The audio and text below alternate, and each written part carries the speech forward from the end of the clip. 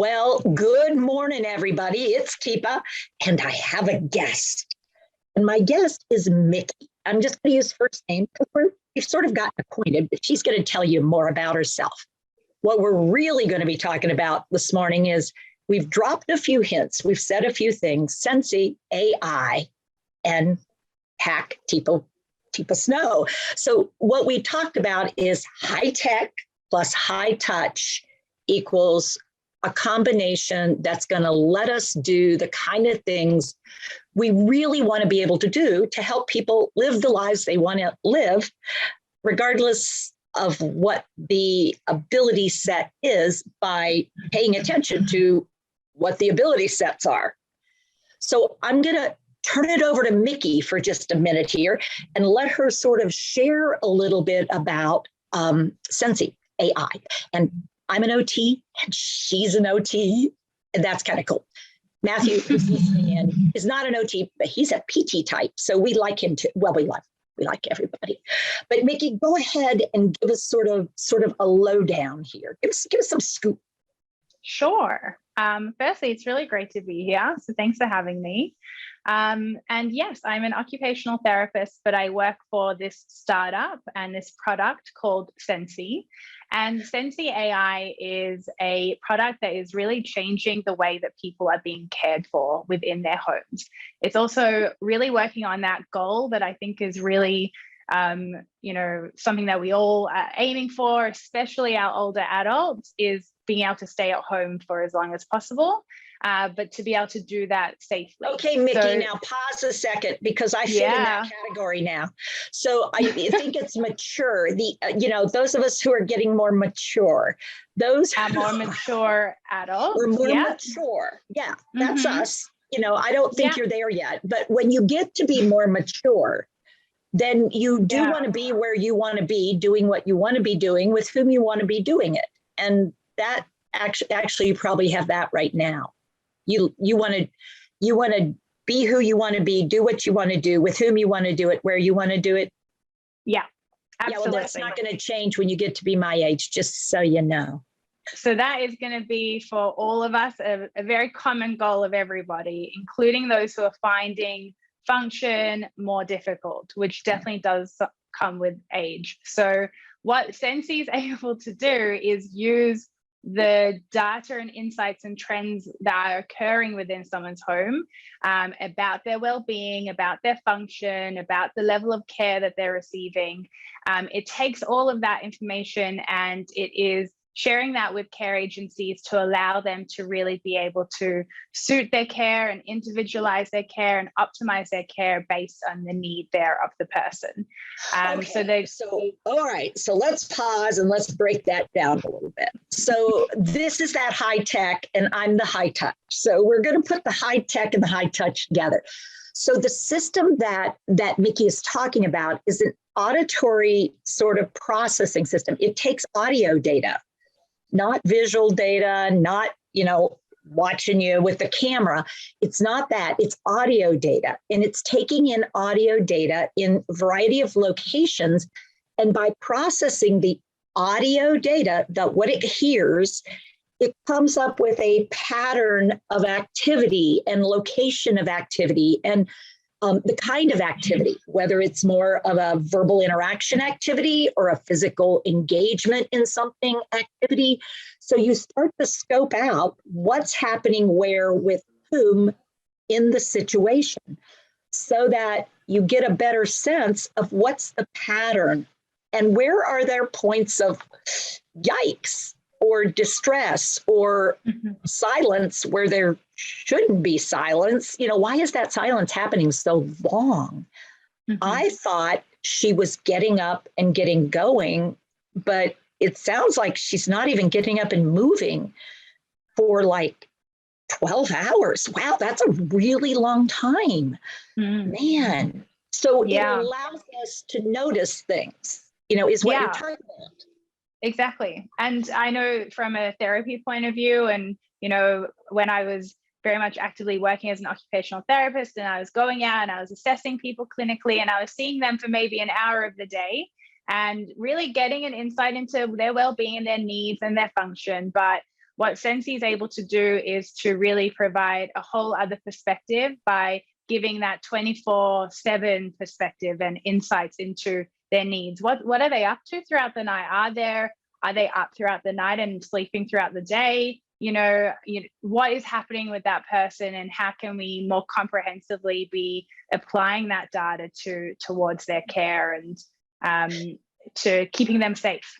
So what it amounts to is a system that allows the person, in concert with a group like a care agency that might be starting to figure out what kind of support might this individual need to stay where they want to stay, doing what they want to do. What kind of support makes the most sense, and when does it make the most sense?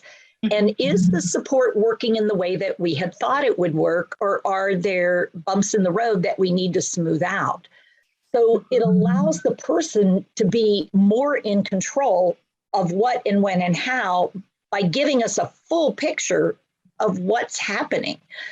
So let's say somebody starts a new medication, and that new medication is getting them waking up in the middle of the night and having a side effect of having them think that they need to check the doors and the windows because there's somebody trying to get in, something like that. And but by morning, I don't remember doing all that because it was this side effect. And without this, we wouldn't know what was driving my irritability, my fatigue, why I'm suddenly not wanting people to come over, what could be going on.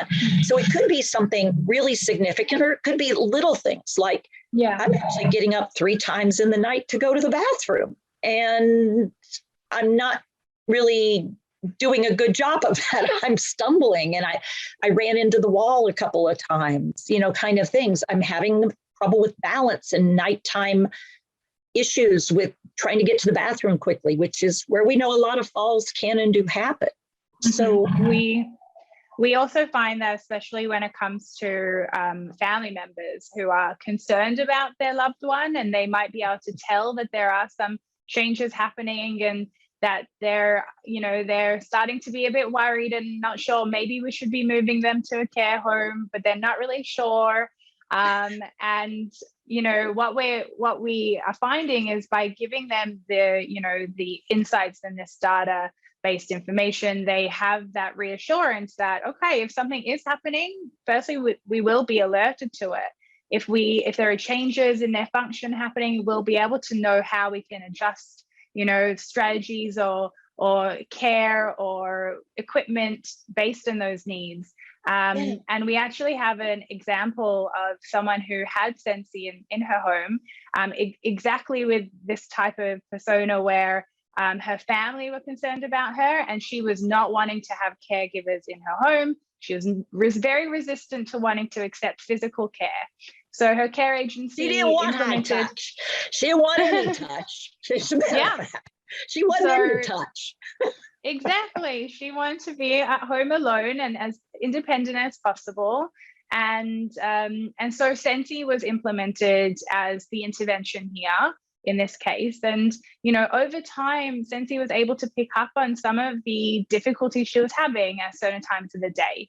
And one of those was that she was getting more confused over the kind of the sundowning period, when it's becoming to the evening time, and her brain chemistry was wearing out because she'd been doing a whole lot independently for a lot of the day. But as she used up all her chemistry, there wasn't a recovery. And so now things were looking not so safe and not so straightforward.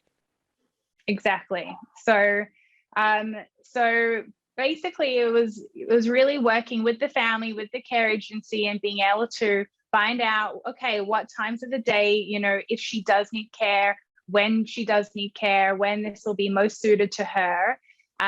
Unfortunately, she did end up having a fall that Sensi was able to detect and be able to communicate that to her care agency, and of course onward to her family members.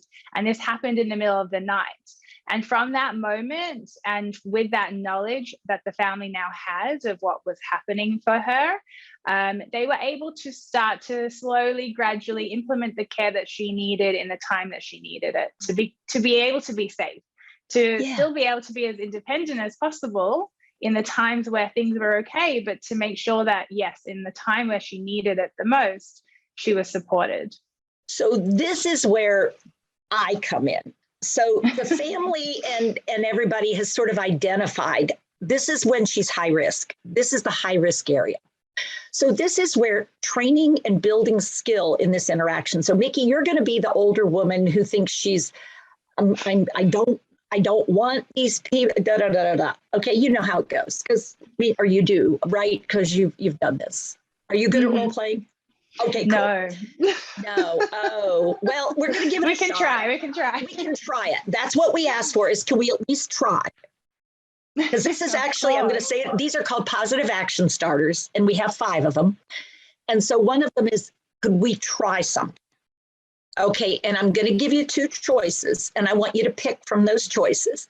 And what you're doing, this is really going to help. If you will do this, this will really help. So I just used 3 action starters right there for you. So, hey, Miki, I have a big favor to ask of you, and I actually know you're not going to want to do it. Okay. But I'm going to ask anyway. All right. I mean, can we at least try something? Can we talk about something at least? We can talk about it. Okay, I know your family has been pushing you a lot. I know they've pushed you a lot to get help in here. Yeah, they sure have tried. They sure have tried. And I know you've been pushing back a lot because you don't really want a lot of help all around you messing with you. I don't need it. Yeah, and you know what? I am going to absolutely agree with you that for the vast majority of the day, you absolutely don't. But there are a few times in the afternoon when it seems like you're getting sort of lonely for somebody and something to do that makes sense to you. It just seems like it's a little harder in the afternoon to figure out what you want to do and how you want to do it. So I'm wondering, and now here's what I want us to talk about having somebody come in at that time and spend some time either going with you shopping or coming in and with you doing some things you like to do, but just with somebody in the afternoon. And that's pretty much where I would ask if we could try something. Going out or having somebody come in the afternoon for a little bit. Yeah, I'd prefer not to, really. I like being by myself. I know you do. I don't need people around me. I know you don't for the vast majority of the day. So this is a big ask, but I'm asking if we can try this. And the reason I want to try it is because your family's really worried.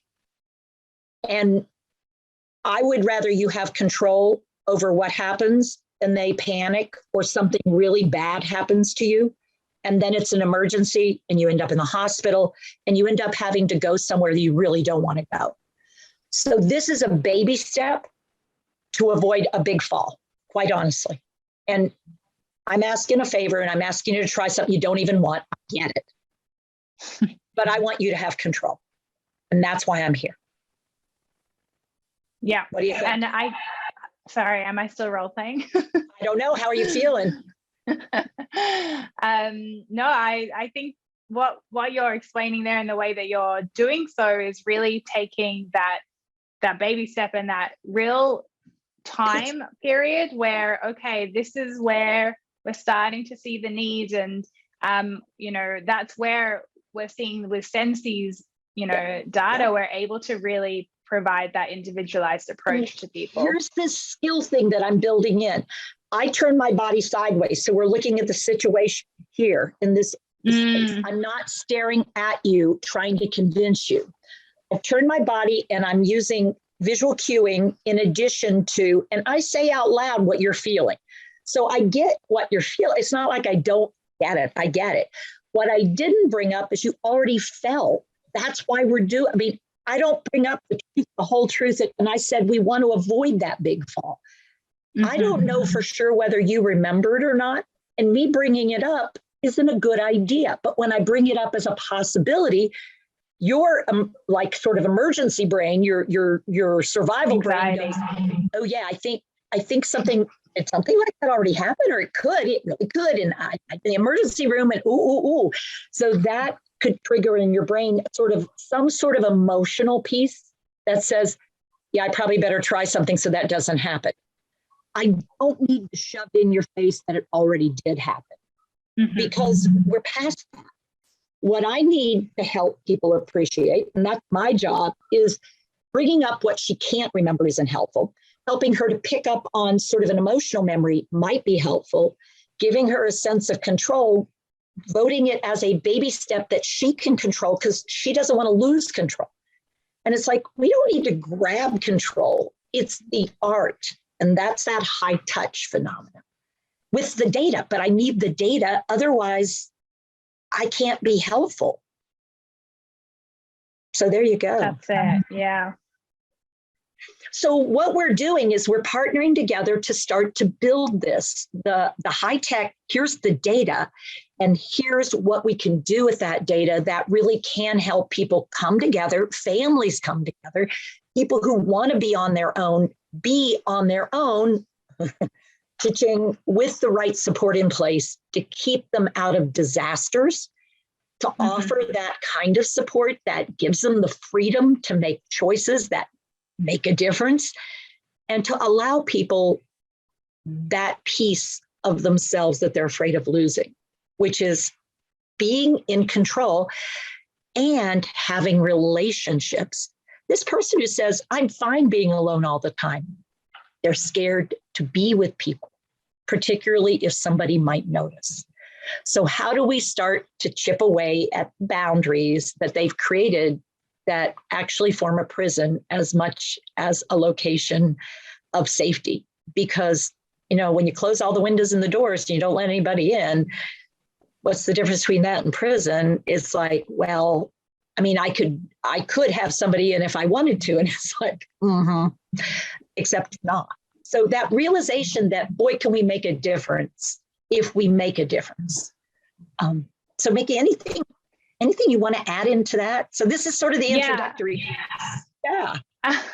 Well, another thing I guess we touched on for the type of client who might be resistant to care, but the other thing to also be aware of as well is how Sensi is able to also really help with providing the best quality of care to clients who do have caregivers going in. The way that the system works is that it picks up on anything care related in terms of those anomalies that might be happening. And some of those might be able to pick up on really excellent and exceptional examples of care that's happening within the homes, or positive interactions, or it might be that a certain person, appreciates a certain approach to care, and it allows the care agencies to really be able to take that input and be able to understand, okay, what does that person appreciate in terms of the care that they need? But it also gives them the opportunity to really know when maybe training and education is required for the caregivers, and how to really hone in on, okay, what can we do to really start to improve some of the quality there? So high touch again. So this is this opportunity when what's happening is an interaction that requires sort of touching or guiding or directing or engaging somebody. Then we can actually take a look at those kind of incidents and those kind of interactions. And I say incidents when they're not so great, and interactions when they are.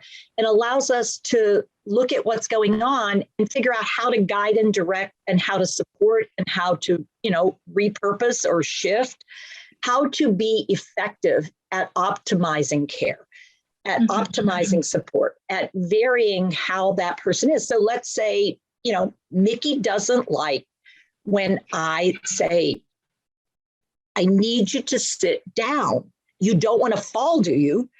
But the reason I say that is I'm sort of scared and I don't want her to fall. And so instead I say, hey, Miki, could you do me a favor? Would you shred this lettuce? And I sit the bowl on the table where there's a chair. Now, love it. I got to the same end point, but how I brought it up was very different. And Miki's fine with shredding lettuce. She doesn't like to be told what to do. But the reason I was saying it was I was scared that she would fall. And so helping me as a carer recognize, Teepa, that's your fear. Let's move out of a reflex and move into a response. So you would like her to sit down and do something. What is something you can think she might be willing to do while sitting? And then use that as a visual cue and a physical cue to get her over there so that you're not sounding like her mom on a bad day, because that's what she doesn't like. And an example that we often can see as well is when clients might be quite resistant to wanting to accept care, especially when it comes to personal care. Obviously a very vulnerable position that the person's being put into. And, you know, we have examples as well where, you know, with that insight from Sensi, where care agencies were able to think about, okay, maybe we need to consider who's the best care to client match here, like who has got on with this client very well, who has a very good rapport and relationship with this person, and that's the person we're going to send for the personal care. Or, you know, we've had a lot of also great examples of how clients or caregivers rather are, you know, able to kind of hand over information of, okay, this is what I've, you know, seen to be really useful and beneficial for this person. And to be able to kind of have those overlapping shifts to really be able to provide that education and support to their colleagues and it's peers. Perfect. Yeah. And the other thing it would allow us to do, and I'm just going to be honest with it, is sometimes it's daughter-mom interactions or son-mom's interactions where we can just say, you know, I'm wondering if how you're trying to get your mom to accept this is actually making her more resistant. Could we try something? I mean, would you be willing to work with me? Because I know you love your mom and you're really wanting this to work for both you and her, because you really love her. But the more you push at her, it seems like the more she's pushing back. Could we try something a little different? I'm going to be your mom and I want you to say what you said. And now I'm going to switch places and you be mom. And so this is the high touch again of helping somebody figure out. It's real different to say, hey, mom, I'm asking you for a big favor and it's really for me, not for you. As opposed to, mom, you've got to have help in here. Let mom be mom and say, take care of me, mom. I need you to take care of me. I'm really scared. Is a very different way of approaching. I feel like my mom needs somebody in there because it allows my mom to be more mom and me to be in need. And she does it for me, not for herself. And then after a while, she doesn't worry about who it's for. It's just part of the fabric of what we do. But getting over that crisis point is just this provides the missing opportunity information where we can get there before it becomes a habit, a pattern of practice that's really hard for a brain to forget because it's emotional. And, you know, those emotional moments, good or bad, tend to linger. So, yay. Yeah. So we're excited. We're very excited. And this is sort of the introduction of the excitement. We're going to be working with Sensi.Ai to start to collaborate together to figure out how do we marry these two together in a variety of situations so that best practice becomes standard practice. Because we've got to move into the world of using technology effectively and well to support life as we get older, as we have frailties, as our abilities change, and use resources the best and better the resources through their use. And the only way to do that is to get great technology, figure out how it's going to work with terrific touch so that things light up and we get where we want to be, which is in spaces and places that are safe and supported, but also let me be me the way I like to be me with your support in place. So you get to be you and not feel like this is all going downhill and I don't know a way to make it better. We have some options and we need to start exploring them. So I'm excited. Miki, how about you? Very excited. Cool. And I think it's great to see how we all do have this common goal at the end of the day, and how we approach it from maybe very different ways, but we're all kind of working together towards really achieving those. Yeah. And in our world, it's called going from unaware to aware, to knowledgeable, to skilled, to competent. And once you're competent, then we can go somewhere great. So Miki, thanks for coming on this morning. Folks out there, if you have thoughts, questions, comments, you want to know more, let us know. Chat us up. Matthew's out there. He'll be getting back with us. We'll be doing some more things, but heads up, things are happening and we want you to know about them ahead of time. And if you're really interested, please let us know. And if you've got questions, ask them, because that's what we're all about. So Miki, thank you for being here today. Thank you. Absolutely. We'll talk to you again soon, everybody. Take care with care. See you later. Hi, I'm Teepa Snow, and you just found our YouTube channel and watched one of our videos. I'm the owner and founder of Positive Approach to Care. Thanks for watching. And if you liked, if you have a comment about, or you would, please share it with people you know.